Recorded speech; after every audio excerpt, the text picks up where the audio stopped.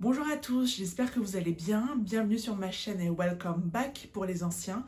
Je suis Laetitia et sur ma chaîne on parle de luxe et de mode. Le but étant de démocratiser le luxe et de le rendre accessible au plus grand nombre. Si tu es nouveau, si tu aimes ce que tu vois, n'hésite pas à t'abonner. Et pour tous les autres, n'hésitez pas à laisser un petit pouce bleu, à commenter, à partager, tout ça. Le but étant d'être le plus nombreux dans la famille. Alors aujourd'hui on va parler Fashion Week ou Fashion Month parce que ça fait quelques jours que la Fashion Week de Paris s'est terminée et qu'elle a clôturé le mois fashion qui a commencé début septembre avec New York. Pour remettre dans le contexte, il y a d'abord eu la Fashion Week de New York, puis il y a eu la Fashion Week de Londres, puis celle de Milan et enfin pour clôturer celle de Paris. Le but était de montrer les collections printemps-été 2023 de tous les créateurs de haute couture. Je ne vais pas reparler en détail de ce qui s'est passé dans toutes les Fashion Week parce que sinon je pense que ça serait très long.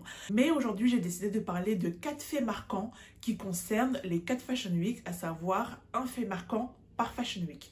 J'espère que la vidéo ne sera pas trop longue, je vais essayer d'être le plus concise possible, mais on ne sait jamais, vous me connaissez, à chaque fois je vais faire des vidéos courtes, mais à chaque fois je parle beaucoup. En tout cas, trêve de blabla, c'est parti, rentrons dans le vif du sujet de la vidéo. Tout d'abord, commençons par la Fashion Week de New York qui a eu lieu du 9 au 14 septembre 2022.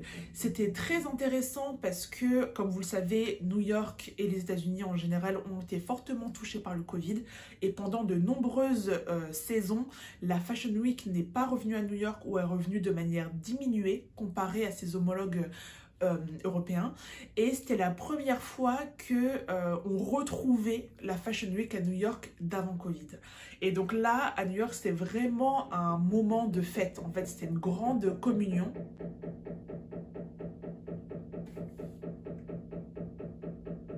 C'était une grande communion entre tout le monde de la mode en fait, que ce soit les stylistes, les blogueurs, les influenceurs, tout ça.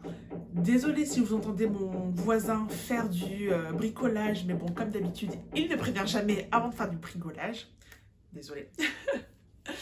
Et donc revenons à la Fashion Week, je disais qu'il y a eu un grand événement qui pour moi est l'événement majeur de cette Fashion Week de New York, c'était la célébration des 25 ans du sac baguette de Fendi. Vous me dites pourquoi Fendi n'est pas à Milan et pourquoi on fait ça à New York? Alors il y a eu un défilé Fendi à Milan quelques jours, quelques semaines plus tard, mais là c'était vraiment un défilé en l'honneur du sac baguette, donc qui fêtait ses 25 ans.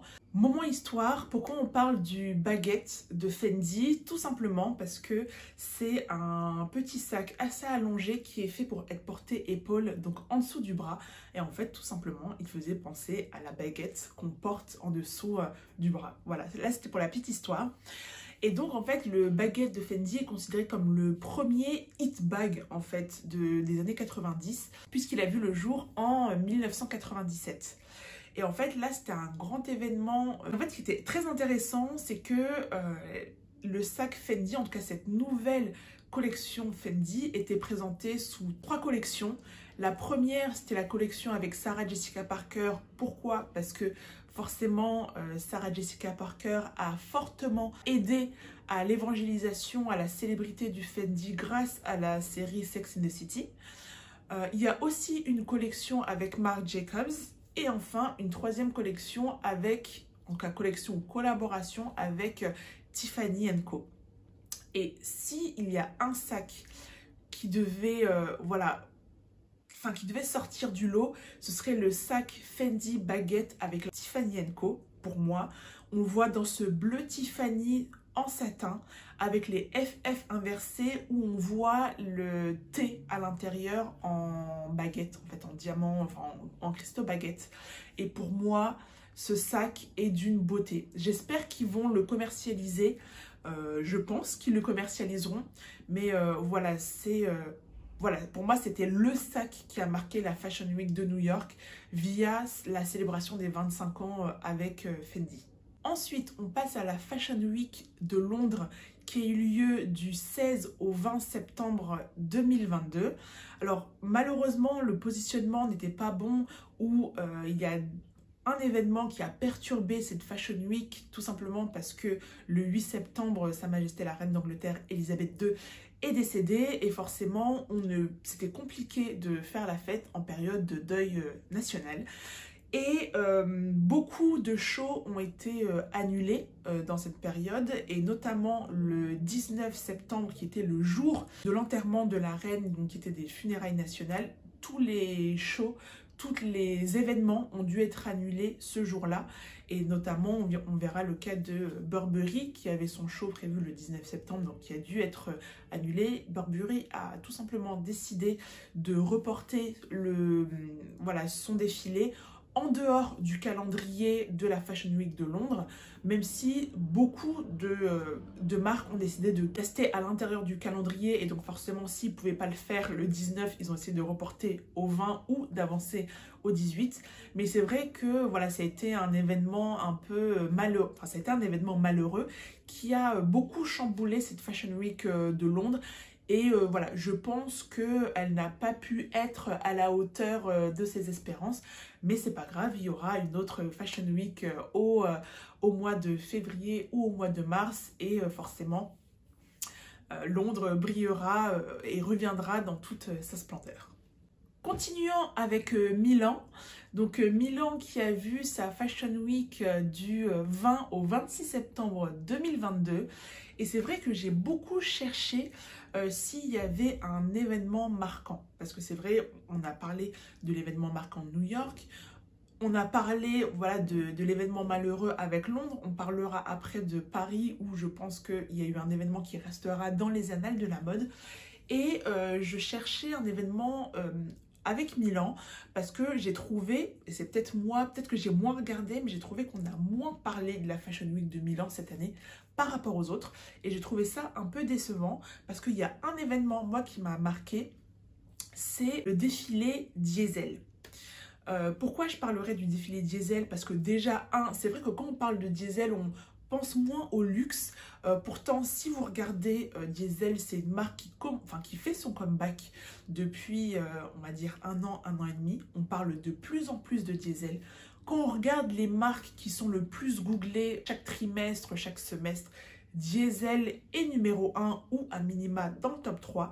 Donc c'est vrai que c'est un peu l'underdog de qui on parle un peu moins, mais qui est présent et qui, je pense, dans quelques saisons, sera sur tous les fronts. Et en fait, ce qui était intéressant pour moi, c'est qu'on a vu la mode italienne, c'est que la mode italienne, cette saison, c'était beaucoup de créateurs jeunes. Beaucoup de créateurs jeunes qui essayent de plus en plus de démocratiser le luxe. Et moi, ça me touche particulièrement parce que c'est un peu, c'est ma tagline en fait. Démocratiser le luxe et le rendre accessible au plus grand nombre. Et quand vous voyez les défilés, généralement les défilés, ce sont des personnes qui sont sélectionnées par la maison, par le créateur lui-même ou par les relations presse de la maison. Donc on va avoir des influenceurs, on va avoir des blogueurs, on va avoir des célébrités, on va avoir, voilà, donc c'est un monde très restreint, très fermé. Et en fait, Diesel, cette saison, ils ont décidé de faire le contraire. C'est déjà, ils ont pris une salle de plusieurs milliers de personnes, j'ai oublié le nombre, mais en tout cas, déjà, premièrement, c'est qu'ils ont donné gratuitement 1500 places à des jeunes issus d'écoles de mode. Donc ça, je trouvais très intéressant pour permettre à la jeunesse, à la relève de la mode de participer à des événements comme ça. Je pense qu'ils ont dû ressortir avec des étoiles plein les yeux. Et surtout, c'est qu'ils ont mis 4500 billets en vente pour le grand public. Donc ça veut dire que des personnes lambda, comme vous et moi, on aurait pu participer au défilé Diesel. Et ce qui était très intéressant de voir, c'est que déjà, la totalité des billets ont été vendus en 90 minutes. Et quand on regarde la démographie des personnes qui ont acheté les billets et qui ont participé à ces défilés, c'était des jeunes en fait. La plupart, c'est des jeunes entre 18 et 25 ans. Et donc, je trouve que Diesel a réussi son pari en fait de préparer le futur et de rendre la mode accessible au plus grand nombre. Et là, pour le coup, je pense que c'est un événement dont il faut parler. Je pense qu'il faut féliciter Diesel parce que c'est vrai que c'est un travail qui est fait depuis plusieurs années, c'est de rendre la mode plus diverse, de rendre la mode plus inclusive. Ça a été montré d'abord avec la diversité physique, la diversité culturelle, la diversité ethnique, la diversité d'âge sur les podiums. Et je trouve que rendre accessible la mode à tous, bah pour moi c'est extraordinaire, et pour le coup je dirais chapeau bas Diesel. Et je terminerai avec la Fashion Week de Paris, comme on dit souvent last but not least, cocorico, qui a duré du 26 septembre au 4 octobre. Donc là, si on compte bien, la Fashion Week a duré un peu plus d'une semaine, mais bon, c'est pas de notre faute si on a les plus grands créateurs en France. En tout cas avec Milan, mais c'est vrai qu'on va pas se mentir, Milan et Paris sont les deux plus grandes Fashion Week à suivre.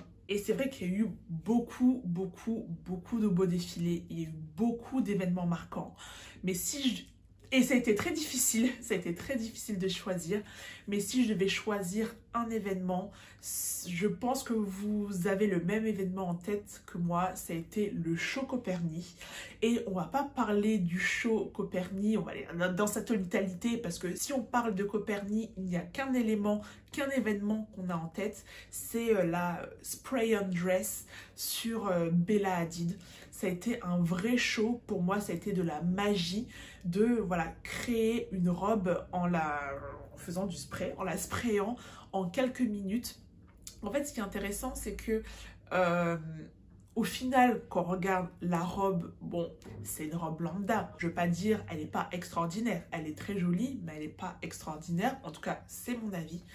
Mais en dehors de la robe, c'était la magie, l'émotion que ça a procuré, et surtout le travail d'innovation. Parce que c'est vrai que voilà, il y a beaucoup, l'innovation et la mode, c'est quelque chose, je pense, qui se développe beaucoup.